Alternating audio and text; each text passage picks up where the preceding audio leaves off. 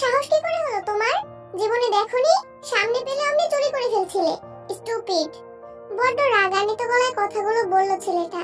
ছো মেরে নূপুরটা নিজের কাছে নিয়ে নিল। ভয়ে কুকড়ে যাইতে তবুও সে হতবাক, বিস্মিত, আখি যুগল নিবদ্ধ সম্মুখের মানুষটার দিকে নির্বিষে চেয়ে আছে ও। পল্লব নড়ছে ক্ষীণ, হয়তো আকস্মিক ভয়ের তাড়নায়। ছেলেটা একটা মিনিটও নষ্ট করেনি। লম্বা লম্বা পায়ে বড় বড় কদম ফেলে চলে গেল নূপুরটা নিয়ে। হতভম্ব করে রেখে গেল ওকে। আজকেই নতুন স্কুলে পদার্পণ, তেল, অভিনব স্থান, নব্য স্কুল সব মিলিয়ে প্রচন্ড হিমশিম খাচ্ছে সে। বাবার ট্রান্সফারের সুবাদে এই মফস বলে আসা। এখানে এসে নবম শ্রেণীতে ভর্তি করানো হয় ওকে। প্রথম দিন সাদামাটা ভাবে আসলেও ছাত্রী হিসেবে আজকেই উপস্থিত হওয়া। যথাসময়ে ডিউটিতে যেতে হবে, তাই ওকে রিকশায় তুলে দিয়েছিলেন বাবা। পথটা বেশি দূরের নয়, বাসা থেকে 15 মিনিটের মতো রিকশায় চড়ে এলো। যেহেতু নতুন, ফলস্বরূপ বান্ধবীর বটাও এখনো জোগাড় করতে পারেনি ও। এমন নয় যে স্বভাবত বোকা শোকাশে, বরং অত্যাধিক চাপা স্বভাবের। কাঁধে ব্যাগ ঝুলিয়ে মাঠের মাঝে আসতেই সবুজ ঘাসে নজর বিঁধে ওর। একটা রূপার নূপুর দেখতে পায়, ভাবে কারো পা থেকে খুলে গিয়েছে, নিশ্চয়ই খুঁজবে। সে কারণে হাতে তুলে না হেডমাস্টার মশাইয়ের নিকট জমা দেবে বলে। তখনই হুড়মুড়িয়ে সামনে এসে দাঁড়ায় চশমা পরা ছেলেটা। আবার ঝড়ের বেগে চলেও যায়। কি ধারালো ভাবসাব। ততটুকু সময়ে তে একটা বিষয় নিয়ে ভাবলো, ঢের ভাবলো। তার এই ক্ষুদ্র জীবনে যতটুকু জানে, চশমা পড়ুয়া ছেলেগুলো অত্যন্ত মেধাবী ও বোকা ধাঁচের হয়। হাবাগোবা লাগে, তেলে পরিপূর্ণ থাকে চুল। কিন্তু এই ছেলেটাকে দেখে সম্পূর্ণ কল্পনা জল্পনা জানা কথাটা কেমন ঠুস করে পাল্টে গেল। মায়ের কাছে শুনেছে রাগলে ছেলেদের চুলগুলো খাড়া খাড়া হয়ে যায়। ছেলেটাও তো রেগেছিল। অত্যাধিক সুন্দর ছোট ছোট চুলগুলো খাড়া হয়ে উঠেছিল, কিন্তু শ্যামলা মুখে রাগ ছিল না, কণ্ঠে প্রখর তীক্ষ্ণতা ছিল। তেলের ছিটে ফোটাও চুলে দেখা যায়নি, আর চলন ভঙ্গি মারাত্মক। কত কি ভেবে ফেললো সে দাঁড়িয়ে দাঁড়িয়ে। পুনর্বার হেলে দুলে ক্লাসে গেল, অগ্রসর হলো। সিঁড়ি বেয়ে দ্বিতীয় তলায় আসতেই চক্ষু গোচর হয় কালো রং দ্বারা লেখা কোন কক্ষটা কোন শ্রেণীর শিক্ষার্থীদের জন্য। একটা ক্লাস পেরিয়ে চোখ বুলাতে বুলাতে হাঁটতে শুরু করে ও। নিমেষেই চোখে পড়ে নবম শ্রেণীর মেয়েদের ক্লাসটা। ঢোকার পূর্ব মুহূর্তে অগ্রবশত পাশের ক্লাসে চক্ষু পেও করে দশম শ্রেণীর ক্লাস। পাশাপাশি সেই ছেলেটাকেও দেখতে পায়, অন্য একটা ছেলের সাথে কথা বলছে। তার মানে ছেলেটা দশম শ্রেণীর শিক্ষার্থী, সিনিয়র। ক্ষণিকের চিন্তাকালে বুকটা কেঁপে উঠল ওর। কপাল কুঁচকে ছেলেটা তাকিয়ে আছে ওর দিকেই, চাহনি প্রশ্নবিদ্ধ, শানিত। তে তড়িৎ বেগে নিজের ক্লাসের ভিতরে পা চালালো তৎক্ষণাৎ। কেন যে মনের অবাধ্য ইচ্ছেকে সায় দিতে গেল। প্রথম দিনেই তেল একটা বান্ধবী জুটালো। এটা বললে ভুল হবে, জুটলো। মেয়েটা স্বয়ং এসেই কথাবার্তা বিনিময় করে। তার নাম আয়ু। আয়ুর মাধ্যমেই জানতে পারে দশম শ্রেণীর সেই সিনিয়র নূপুরওয়ালা ছেলেটার নাম জাংকুক, জিয়ন জাংকুক। ছেলেটা স্মার্ট হলেও মেধাবী, ক্লাসে তার রোল 1। অথচ ওর ধারণা থাকে হাবাগোবারাই মেধাবী হয়। কিন্তু একটা নূপুর ছেলের কেন হবে? এটা তো মেয়েলি জিনিস। ভেবে ভেবে পুরো রাতের ঘুম হারাম করেও। ব্যাপারটা অদ্ভুত। পরের দিন শুক্রবার হওয়ায় স্কুল পথে হাঁটতে হয়নি। বাসায় ছাদে বসিয়ে কাটিয়েই দিনটা পার হয়। শনিবারে স্কুলে গিয়ে উদ্ভট অনুভূতি হতে লাগে ওর, যে অনুভূতি আগে কখনো হয়নি। এটা মনের ইচ্ছে নাকি শয়তানের প্ররোচনায় অত বছর ভাবলো না সে। লুকিয়ে চুবিয়ে সুযোগ পেলেই জাংকুককে দেখা আরম্ভ করে। নিজের মধ্যে আবিষ্কার করে জাংকুককে দেখতে ওর বেশ ভালো লাগে। না দেখতে পেলে ভেতরটা হাহাকার করে, দম বন্ধ হয়ে আসে। বাসায় ভালো লাগে না, সর্বক্ষণ চেয়ে চেয়ে থাকতে মন স্পৃহা জাগে। একবার কাঙ্ক্ষিত মানুষটাকে চোখে আঁকতে পারলেই অভ্যন্তর হিম হয়ে যায়, নয়তো ঝড়। বেসামাল বেহিসাবে ঝড় বয়ে যায়।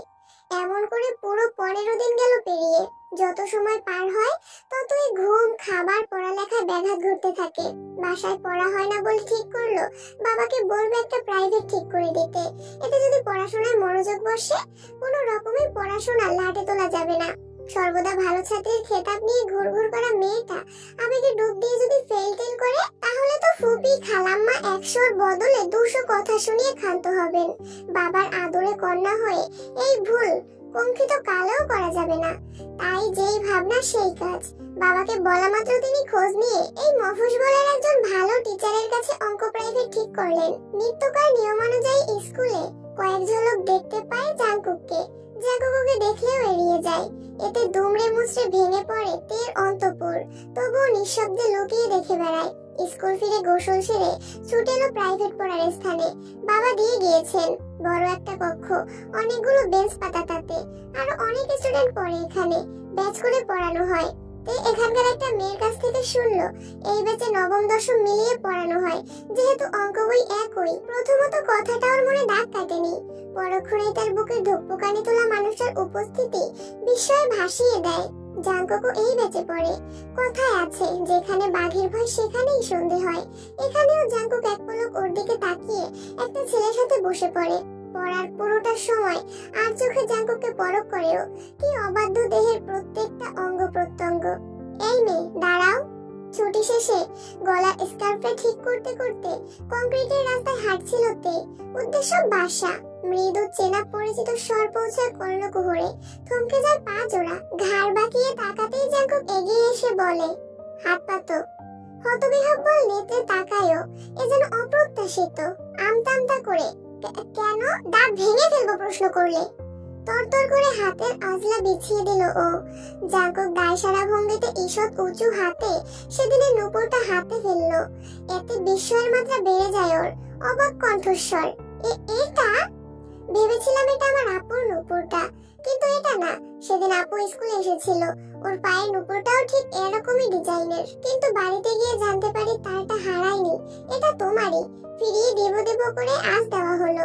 তে খুব করে বলতে চাইলো এটা আমার না, কিন্তু পারলো কই।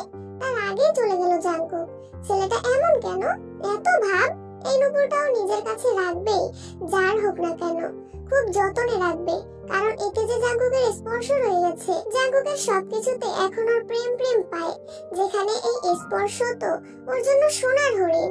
মুঠো পড়ে চললো বাড়ির পথে। গান ধরলো, প্রেমে পড়েছে মন, প্রেমে পড়েছে একটা নূপুর আমায় জাঙ্কুকের প্রেমে ফেলেছে।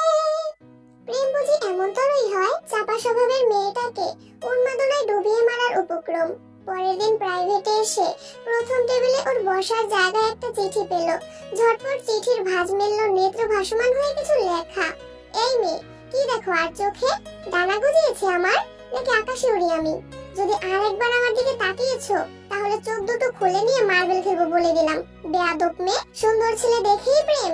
লাভ নেই, এমন লুকোচুরিতে গলবো না আমি। চট করেই ধরে ফেলতে এই চিঠির মালিক জাঙ্কুক। তার তাহলে ওর প্রতি কোনো অনুভূতি নেই, সবটাই একতরফা। ও সিদ্ধান্ত নিল একদিন মনের কথা বলবে। চাপা স্বভাবের খোলস ছেড়ে বেরিয়ে সারা জীবন জ্বালাতন করবে জাঙ্কুকের এই চিঠির জবাব স্বরূপ।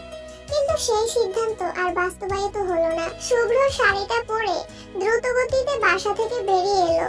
সামনে যিশু রিক্সা নিয়ে অপেক্ষায়। শাড়িটা একটুখানি উপরে তুলে রিক্সায় উঠে বসলো।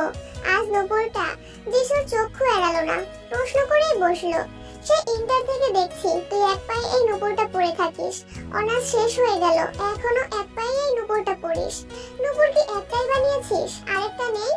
আরেকটা তো না দিয়েই হারিয়ে গেল মানুষটা। আনমনে মলিন কণ্ঠে জবাব পেয়ে, কি? কিছু না, এটা একটাই। অগোচরে চোখের কার্নিশের জল মুছে নিল তে। একটা মেয়ে হয়েও জাঙ্কুককে খোঁজার জন্য ও কি না করেছে। পাগলের মতন খুঁজে বেরিয়েছে।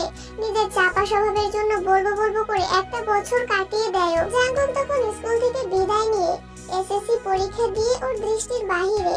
মাঝে মাঝে রাস্তাঘাটে দেখতো, কিন্তু কথা হতো না। তোর মধ্যে একদিন পুরোই বলার বন্দোবস্ত করে ফেলেও, না বলে হারিয়ে ফেলতে পারবে না। একতরফা ভালোবাসায় অনেক পোড়ায়, কিন্তু ততক্ষণে নিয়তি সব উলটপালট করে ফেলে। সব। ও আর জাঙ্কুককে পায় না, কোথাও দেখা মেলে না তার। কেউ বলে জাঙ্কুক এখানে ভাড়াটে ছিল, ওর আব্বুর জবের সুবাদেই এখানে থাকা। কোথায় গেছে, আসল ঠিকানা কোথায় কেউ জানে না। জিজ্ঞেস করার প্রয়োজন মনে করেনি হয়তো। তখন ওর চিৎকার করে বলতে চাইতো মন। একটা মানুষ 2 বছরের উপর এক জায়গায় কাটালে আসল ঠিকানা জিজ্ঞেস করে না? তে তখন পাগল প্রায়। ছোট মেয়েটা আবেগে বাবার পায়ে ঢুলে পড়ে, ভেঙে পড়ে কান্নায়। একটাই অনুরোধ ছিল, চাওয়া ছিল, জাঙ্কুক লাগবে। কিন্তু বাবাও পারেনি সে চাওয়া পূর্ণ করতে। তিনিও খুঁজেছেন, কত সহস্রবার যে মাকে বলতো নূপুরটা দেখিয়ে, আম্মু দেখো দেখো, এটা জাঙ্কুক ভাই দিয়েছিলেন আমাকে। বাবা মা ভাবতেন আবেগের ঘোর কেটে গেলে সব সুস্থ স্বাভাবিক হয়ে যাবে, তবে তা যে নিছক। আজও ঘোর কাটেনি, আজও বিয়ের কথা উঠলেই বলে জাঙ্কুক ভাই হলে এক পায়ে খাড়া। বাবা গন্তব্যে এসে দুজনেই নেমে পড়লো। জিসু ভাড়া মিটিয়ে বলল, একজন কাস্টমার ফোন দিয়ে আগে ভাগে আমাদের দোকানের দামি লেহেঙ্গাটা বুক করে নিয়েছে জানিস। এটাও বলল তার স্পেশাল মানুষের জন্য। অবাক হলো। ওরা কয়েকজন বান্ধবী মিলে একটা শপ খুলেছে, পড়ালেখার পাশাপাশি বিজনেসের ইচ্ছে। ওদের দোকানের বর্তমানে সবচেয়ে দামি লেহেঙ্গাটার দাম 40,000 টাকা। দামে ওর কিছু আসে যায় না, তবে এটা মনে করে ভালো লাগছে। মেয়েটা ভীষণ ভাগ্যবতী। প্রিয় মানুষ ভালোবাসলেই ক্ষুদ্র হোক কিংবা দামি উপহার হিসেবে দেয়। কুরিয়ার করে পাঠিয়ে দিস, পেমেন্ট করে ফেললে। আরে পেমেন্ট করে দিয়েছেন, তবুও বললেন আজ দোকান থেকেই নিতে আসবে। ও ভালোই তো। স্বল্প কথা বলেতে কাজে মনোযোগ দিল। কাজে ডুবেই ঘন্টাখানেক পেরিয়ে যেতেই একটা ভারী গলা ভেসে আসে। এক্সকিউজ মি, আমি একটা ব্রাইডাল লেহেঙ্গা বুক করে রেখেছিলাম। চোখ উঁচিয়ে চাইতেই সমগ্র দেহ কয়েক মিনিটের ব্যবধানে কেঁপে উঠল। যে সত্তায় মিশে আছে তাকে চিনতে ভুল হবে না ওর। সেই চোখ, সেই চাহনি, শুধু পরিবর্তন দেহের। কিশোর চিকনা সেই জাঙ্কুক আজ বলিষ্ঠ দেহে। কাটতে পারলে বেশ হতো। আর দেরি করলো না।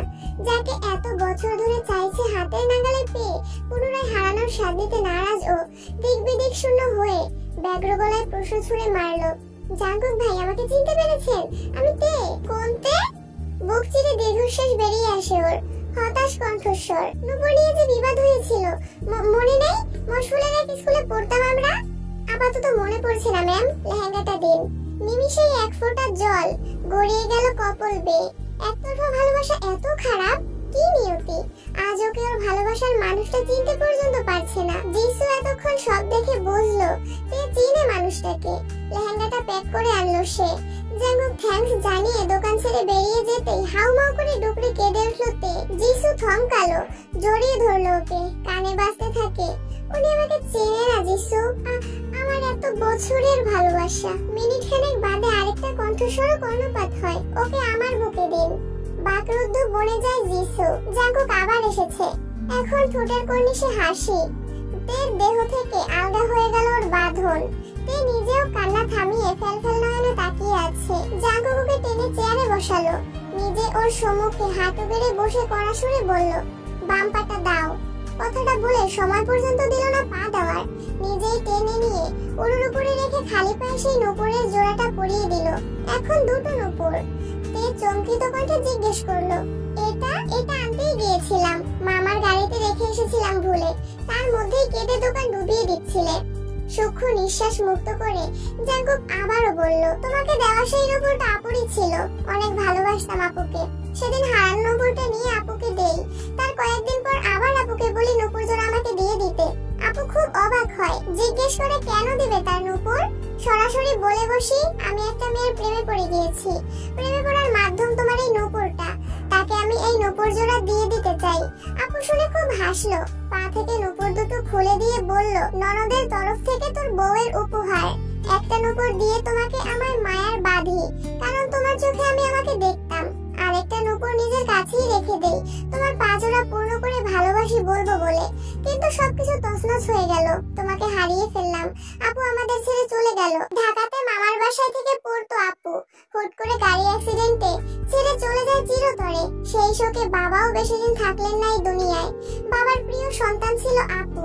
আপুর অ্যাক্সিডেন্টের কথা শুনে সেই যে ঢাকায় আসি, আর মফস্বলে যাওয়া হয়নি। বাবাও আপুকে হারিয়ে আমরা নিঃস্ব হয়ে পড়ি। মামা যথাসাধ্য করেছেন আমাদের জন্য। বাস্তবতা আমাকে তোমার থেকে দূরে সরিয়ে নিল। দিনরাত এক করে নিজের একটা আসল ঠিকানার বন্দোবস্ত লেগে পড়লাম। বাবার চাকরিটাই আমার সম্বল ছিল। খারাপ দুর্দশায় আমি তোমাকে টানতে চাইনি। যাকে রাজরানী করে রাখতে পারবো না, তাকে পাওয়ার যোগ্যতা আমার নেই। কয়েক বছর পর বিমান বাহিনীতে চাকরি হয় আমার। ততদিনে আমাদের একটা নীর হয়েছে। গত 2 বছর ধরে খুঁজেছি তোমায়, কিন্তু পাইনি। মাস 2 আগে মফস্বলে আবারও তোমাকে খুঁজতে গিয়ে তোমার বাবাকে দেখি। সেখানকার এক চাচার কাছে জানতে পারি তোমার বাবা আমার খোঁজে এসেছেন। শুনে থতমত খেয়ে যাই। পরে মনে হয় তুমি এখনো আমাকে ভালোবাসো। নিজেকে গালি দেই, কেন এই চাচার কাছে আগে জিজ্ঞেস করলাম না, তাহলে বহু আগে তোমাকে পেয়ে যেতাম। চাচার কাছে তোমার বাবা তোমাদের ঢাকার বাসার অ্যাড্রেস দিয়ে আসে, কিন্তু ততদিনে আমার ছুটি শেষ হয়ে যায়। দূর থেকে তোমাকে এক পলক দেখে মাকে জানিয়ে গেলাম পরের বার এসে আমার সেই নূপুর আলীকে বিয়ে করব। এই যে লেহেঙ্গা কিনে ফেললাম, এটা তোমারই জন্য। আজই প্রস্তাব পাঠাবো। যেখানে শ্বশুর আমাকে খুঁজতে যায়, বিয়েতে না করার প্রশ্নই আসে না। না করলে আমার নূপুর আলীকে আমি তুলে নিয়ে আসবো কোলে করে, তাতে চলবে? তে অশ্রুসিক্ত চোখে